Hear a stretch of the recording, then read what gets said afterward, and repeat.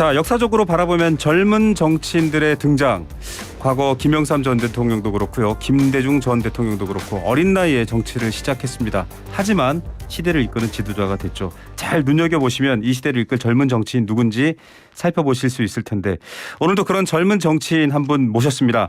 당 이름부터 아주 당차고 명확하고 뚜렷해 보입니다. 기본소득당 원내대표를 맡고 계시죠. 국회의원 용혜인 의원 스튜디오에 모셨습니다. 안녕하십니까? 네, 안녕하세요. 용혜인입니다. 자, 기본소득당 대통령 후보도 오준호 후보가 나왔었고, 많이 활동하려고 노력하고 언론사에서도 종종 인터뷰를 하면서 다루고 있지만 아직도 국민분들은 잘 모르실 수도 있으세요. 소개를 좀 해주셔야 될 것 같습니다. 네, 저는 이제 기본소득당이라는 정당에 소속된 국회의원인데요. 지금 300명 국회의원 중에 1명 의원이 있는 좀 작은 정당입니다. 근데 이름에서도 아시다시피 모두에게 조건 없이 그리고 정기적으로 지급되는 기본소득을 실현하는 것을 당의 목표로 삼고 있고요. 그런 활동들, 더 나은 대한민국을 만들기 위한 여러 가지 활동들을 벌여나가고 있습니다. 최근에는 이제 지방선거 앞두고 서울, 경기, 인천, 그리고 광주, 대구의 광역자치단체장 후보가 출마를 하기도 했고요. 그리고 17개 광역 비례의원 후보도 출마를 할 예정입니다. 그래서 각 지역에서 전 국민이 기본소득당에 대한 공보물을 받아보실 수 있을 예정이니까 한번 참고해 주시면 좋을 것 같습니다. 예, 얘기가 나왔으니까 좀 여쭤보자면, 사실은 대선이 다른 주제로 좀 네거티브하게 격화됐지만 그전에 기본소득 논의가 뜨거웠어요. 특히 재난지원금 같은 경우에는 기본소득 형태로 실험된 지자체가 있었고 거기에 대한 긍정 효과가 있었다라는 얘기도 있었고, 세금 퍼주지 마라 뭐 이런 공격도 있었고요. 그 논의가 조금 지금 정치권에서 사라진 건가요? 네, 저희도 이제 지난 대선을 준비하면서 사실 코로나19라는 팬데믹이 겹쳤고, 그리고 사회가 빠르게 변화하고 있고 기후위기라는 어떤 시대적 위기가 겹칠 때 기본소득 같은 어떤 소득보장 정책들의 논의가 우리 대한민국에 꼭 필요하다고 생각했거든요. 그래서 기본소득뿐만 아니라 뭐 예를 들면 오세훈 서울시장이 이야기하는 안심소득 같은 뭐 다양한 방식의 소득보장 정책이 이번 대선에서 어떤 정책 경쟁으로 이루어지지 않을까라는 기대를 좀 했었고, 저희도 그런 면에서 이제 기본소득 매월 65만 원 정책을 굉장히 열심히 준비했음에도 불구하고 안타깝게도 네거티브 중심의 어떤 여야 간의 공방들만 펼쳐지면서 좀 정책 경쟁은 제대로 이루어지지 못했고, 저희가 그런 대선에서 기본소득을 핵심 의제로 끌어올리기에는 좀 많이 부족했다라는 생각을 하고 있습니다. 네, 국회 기획재정위원회에서 또 상임위 활동을 하고 계시기 때문에 도움이 되는 얘기들 많이 할 것 같습니다. 사실 일반 국민분들은 이제 키오스크 많이 하시잖아요. 이제 본인이 다 노동해서 주문하고 기업은 더 많은 이익을 가져가는데 또 세금도 많이 거쳐지는데 우리한테 뭐가 돌아오지? 이런 생각을 하실 텐데 기본소득에 대한 인식이 넓어졌으면 좋겠습니다. 자, 뜨거운 정치 이슈로 가볼게요. 필리버스터 신청하셨더라고요. 네, 지난 본회의에서 필리버스터 신청을 했었는데요. 안타깝게도 저까지 순번이 돌아오지 못해가지고 발언을 국회 본회의장에서 하진 못했고 SNS를 통해서 발언문 전문을 공개했습니다. 저희가 오프닝에서 사실 그 목소리, 의학 분업에 빗댄 비유한 목소리를 잠시 들려드렸었는데 아니 본회의장에서 필리버스터 연설을 못 하셨는데 여기저기에서 보도가 꽤 됐어요. 그 내용들을 보고 굉장히 좀 새로운 시각이다 이런 얘기인데 좀 더 설명해 주시죠. 네, 이번 사실 이제 필리버스터라는 게 합법적 의사 진행 방해잖아요. 그래서 저는 이제 검찰 개혁이 필요하다고 생각하는 입장에서 의사 진행을 방해할 생각은 전혀 없었습니다. 근데 최근에 이제 국회에서의 흐름들을 보면 본인들이 합의하고 본인들이 의총을 통해서 추인했음에도 불구하고 그것을 하루아침에 뒤집고 심지어 입법부의 권한을 이제 대통령 당선인의 말 한마디에 뒤집게 되고 그것을 입법 독주라고 비난하는 모습들을 보면서 이 국회 회의는 이제 다 기록에 남거든요. 다 역사적 기록들이고 그래서 좀 웃음거리로 남지 않기 위해서 검찰개혁에 대한 좀 명확한 입장을 밝혀야겠다라는 생각에 필리버스터에 어울리지 않게 좀 짧은 발언문을 좀 준비를 했고요. 사실 지난 박근혜 대통령 탄핵 그리고 문재인 정부의 수립 과정에서 어느 정도 이 검찰개혁의 필요성에 대한 시대적인 합의들은 이루어졌다고 생각합니다. 그 시대적 합의에 대한 방법론적 핵심이 사실은 이제 검찰에 집중된 권한을 분산시키는 것이었다고 생각하고요. 그 내용의 필요성과 저는 사실 이번 수사 수사권의 분리뿐만 아니라 기소권을 독점하고 있는 문제까지 검찰 개혁이 더 나아가야 된다고 생각하는데요. 그런 내용에 대해서 좀 말씀을 드렸습니다. 네, 사실은 뭐 앞서 의학분업도 그렇게 반대하고 의료 체계 무너진다라고 했지만 결국은 선진 의료 체계가 되었다. 진료는 의사에게, 약은 약사에게, 수사는 경찰에게, 기소는 검사에게 이렇게 네. 되는 것 같은데요. 자, 문제는 이 처리 과정에서 정치적 갈등이 격화되고 있습니다.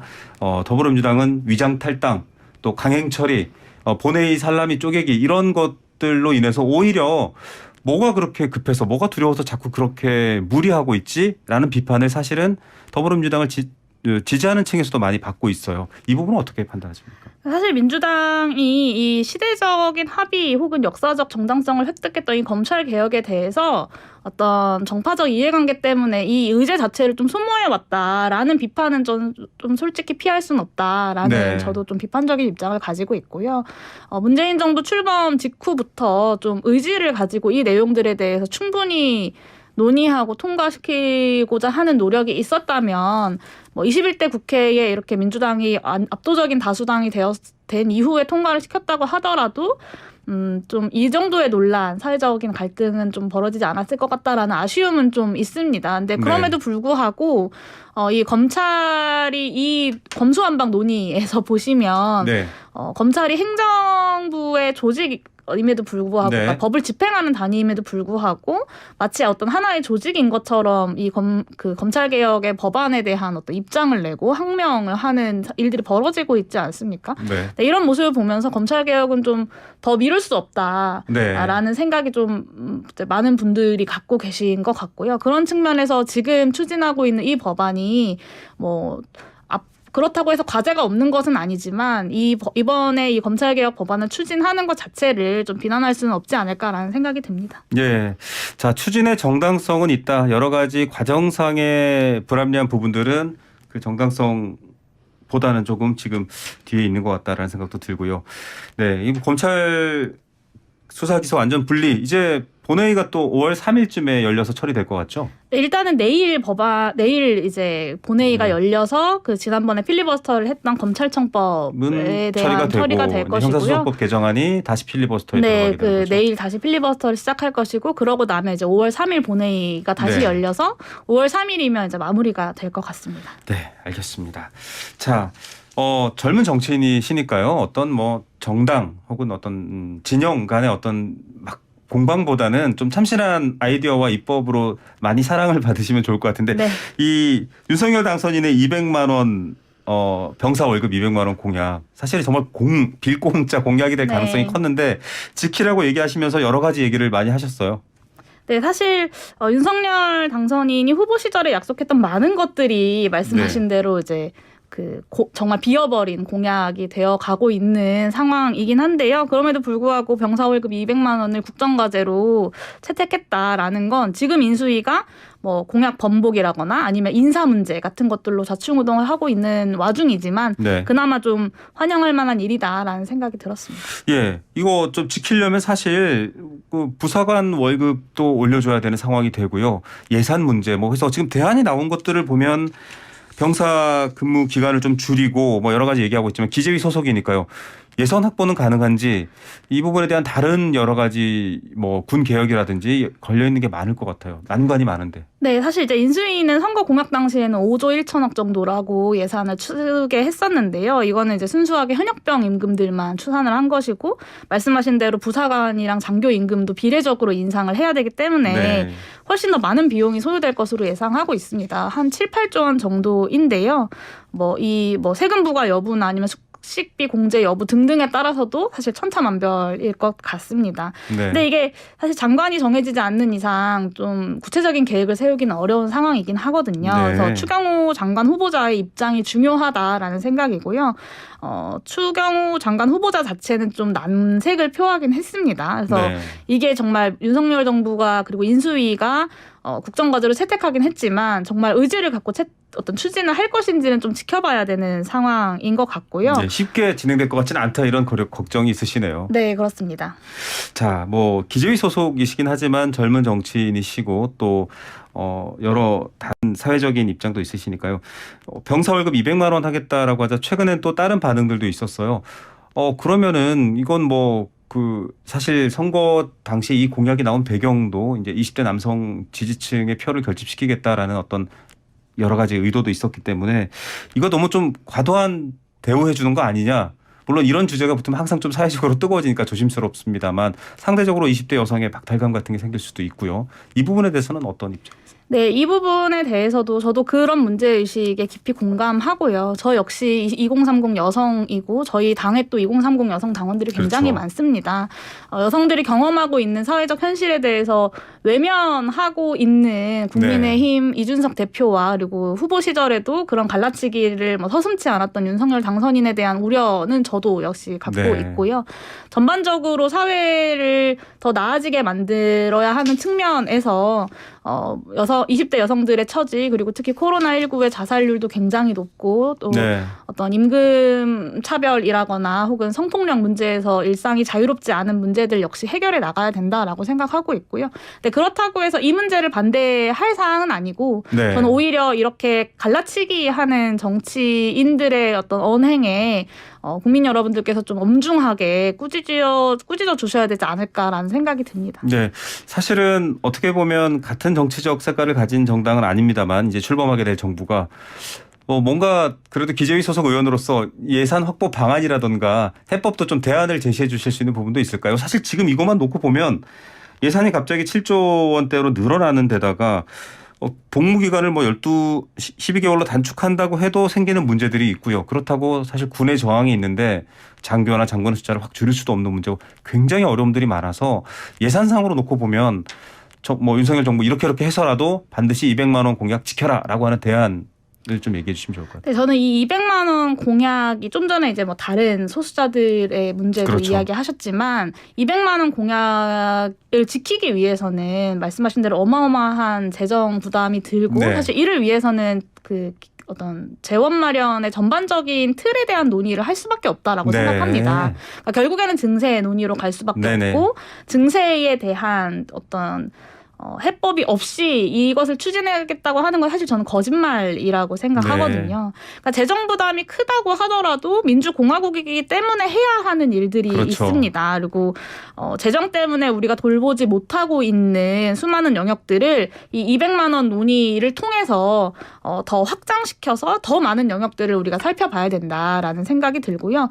사실 이제 우리 사회가 끊임없이 돈이 없다는 이유로 시민들의 정당한 권리를 좀 짓밟아 오지 않았나. 문재인 정부에서도 홍남기 부총리나 이런 분들 굉장히 돈 쓰는 것에 네. 재정 건전성이 맞습니다. 아주 철두철미했어요. 네, 생각이 좀 드는데요. 예를 들면 지금 이제 우리 사회에서 굉장히 뜨거운 이슈 중에 하나인 장애인 이동권 예산, 얼마 전에도 아주 뜨거웠죠. 네, 교육 예산, 코로나 손실보상 같은 문제들에서도 저는 같은 문제 의식들이 좀 계속해서 이어진다고 네. 생각합니다. 그러니까 결국에는 우리 사회가 십시일반 돈을 더 내서 이런 사회 문제들을 해결해 나가야 된다라고 생각하고요.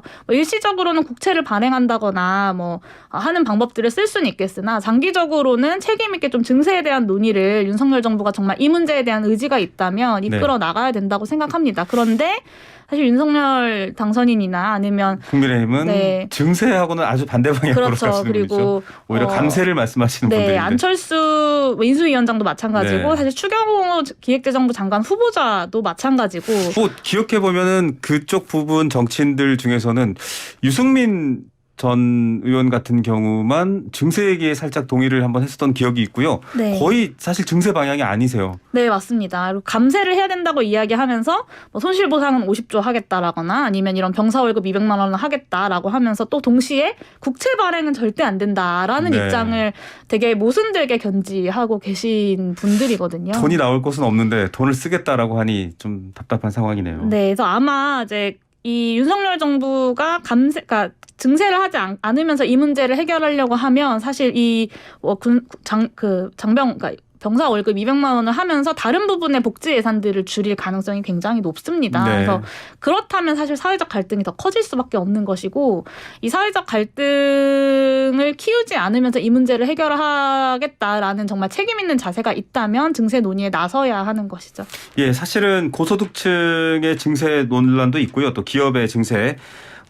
우리나라가 또 전 세계적으로 비교해 봤을 때 세금을 그렇게 많이 내지는 않는 나라입니다. 많이 내지 않으면서 또 많이 공적인 서비스를 덜 받는 면도 있고 여러 가지 균형이 있는데 전체적으로 지금 당선인에게 이 관련한 한 말씀 하시자면 결국은 윤석열 당선인 증세해라. 네, 이 얘기신 거죠. 그것이 윤석열 당선인이 후보 시절에 약속했던 많은 것들을 지킬 수 있는 유일한 방법이다라고 저는 생각합니다. 네. 참. 유튜브로 유저 먼지님 똑부러진 용해인 의원님의 정치를 응원합니다. 네. 증세도 국채 발행도 없이 어떻게 공약을 함이라고 딘 S님도 사연을 주셨네요. 네. 정치인들이 이렇게 앞과 뒤 시작과 결론까지 대안을 읽고서 국민들과 소통을 해야 되는데요. 그냥 던져놓고 책임을 지지 않는다. 이런 거 많은 분들이 싫어하시죠. 자, 오늘 관련된 얘기 참 재밌게 듣고 있습니다. 다른 문제인데 유류세 인하 얘기해 보겠습니다. 지금도 유류세 30%로 인하한다고 속보 뉴스가 떴는데요. 네. 이게 유류세 구조는 알고 있는데 사람들이 많이 이게 이제 사실 소비자와 연결되지 않는 측면도 있고 뭐 또 정유사랑도 좀 다른 관계가 있고 이것도 좀 애매해요. 네, 우리 국민들의 굉장히 오래된 의구심이죠. 그렇죠. 기름값이 원유 가격이 올랐다고 하면 바로 즉각적으로 가격에 반영이 그렇죠. 되는데 내린다고 하면 천천히 내려가는 그 문제가 사실 뭐 이번 고유가 충격뿐만 아니라 그 이전부터 계속해서 맞습니다. 있어왔던 어떤 의구심이잖아요. 그러니까 정부가 물가 대책으로 유류세 인하 카드를 꺼내 들었죠. 그래서 11월에 20%를 깎았는데 저희도 비슷한 의구심 그리고 국민들의 어떤 민원들을 받고 데이터 조사를 한번 해봤습니다. 네네. 네, 휘발유 같은 경우는 유류세를 164원을 깎아줬는데요. 네. 실제 소비자가에는 평균 68원 정도만 어머, 반영이 되었더라고요. 나머지 돈은 다 어디로? 네, 그러니까 경유도 마찬가지고요. 그러니까 절반도 사실 반영되지 않은 네. 거고 국민들이 느끼고 있는 이 의구심도 사실 어느 정도는 좀 사실이다라는 네. 것이 데이터로 증명이 된 것입니다. 그러면 이 돈을 절반 정도의 그렇죠. 돈을 누가 가져갔냐를 살펴보면 정유사가 가져간 것으로 보입니다. 그러니까 정유사 네. 마진은 유류세 인하 기간 동안 이제 리터당 휘발유는 24원, 경유는 19원이 늘어났습니다. 네. 그러니까 정유사는 유가 상승 때문에 역대급 실적을 또 찍고 있는 중이고요. 지난 작년 4분기 정유 4사 영업이익이 2조 원을 기록했습니다. 근데 정부는 유가는 시장이 자율적으로 정하는 것이니까 할 수 있는 건 담합이 있는지 없는지를 보는 것 그렇죠. 말고는 없다라고 이야기합니다. 그러니까 소비자에게 혜택은 제한적이고 정유사에게는 이익을 안겨주는 현행이 유류세 인하 정책이 대안이 될 수 없다. 그러니까 네. 가뜩이나 탄소 문제가 굉장히 중요한 그렇죠. 전 세계적 이슈인 이 상황에서 이 화석연료에 이렇게 세금 혜택이나 혜택과 보조금을 퍼붓는 것도 지속 가능하지도 않고 이 자체로도 사실 좀 문제적이다라고 보여집니다. 그래서 네. 이제 횡재세와 이를 배당하는 어떤 아이디어들을 우리 사회가 이제 논의해야 되지 않을까라는 네. 제안을 좀 드리고 횡재세 있습니다. 재밌네요. 자, 이런 얘기들 들으시면서 많은 분들이 또 뭔가 공감을 많이 하셨을 것 같습니다. 자, 기본소득당 원내 정당이긴 한데 아직은 의석이 한 석뿐입니다. 제 앞에 있는 용해인 의원님 한 분이신데 이제 2년 정도 더 남았고요. 계속 또 뭔가 이런 논의를 확장해야 될 텐데 이 정당의 확장이라던가 뭐 이런 것들에 대해서 궁금하시는 분들 많을 것 같아요. 네, 사실 이제 국회의원 300명 중에 한 명이라는 그렇죠. 어떤 숫자로 의정 활동을 한다는 게 쉽지는 않습니다. 그러니까 예를 들면 제가 지난번 본회의에서 필리버스터 신청을 했다라고 말씀을 드렸는데요. 제가 발언을 할 수 있을지 없을지 혹은 저의 발언 순서가 어떻게 될지 이 모든 것들은 20석 이상의 양당, 그러니까 교섭단체들이 결정을 네. 하게 됩니다. 그리고 제가 지금은 이제 기획재정위원회 소속인데요. 남은 후반기 21대 국회 임기는 어느 상임위에서 일을 하게 될지도 사실 저에게는 결정 권한이 없습니다. 그런데 네. 이제 기본소득당이 이제 우리 당의 정체성을 가지고 일을 할 수 있는 상임위에 배정이 되어야 하는데 네. 그런 측면에서 또 저희 당원분들도 걱정이 많으시거든요. 그러게요. 좀 쉽지는 않습니다만 그럼에도 불구하고 단 한 명의 네. 국회의원이지만 정말 효용성 있다라는 느낌을 국민들께 드릴 수 있는 의정 활동을 하려고 굉장히 노력하고 있고요. 최근에 또 여러 가지 활동들을 네. 하면서 그런 평가들을 많이 이제 감사하게도 해주시고 계십니다. 그래서 다음 총선 이후에는 저뿐만 아니라 기본소득당 국회의원들이 더 많아져서 더 큰 네. 효용감을 국민들께 드릴 수 있으면 좋겠습니다. 자, 젊은 여성으로서 또 엄마로서 이제 어린 아이의 엄마로서 또 의원으로서 또 정말 여러 가지 롤을 한꺼번에 다 해내고 있는 모습 저희도 응원하고 지켜보겠습니다. 감사합니다. 네, 감사합니다. 기본소득당 용해인 의원이었습니다.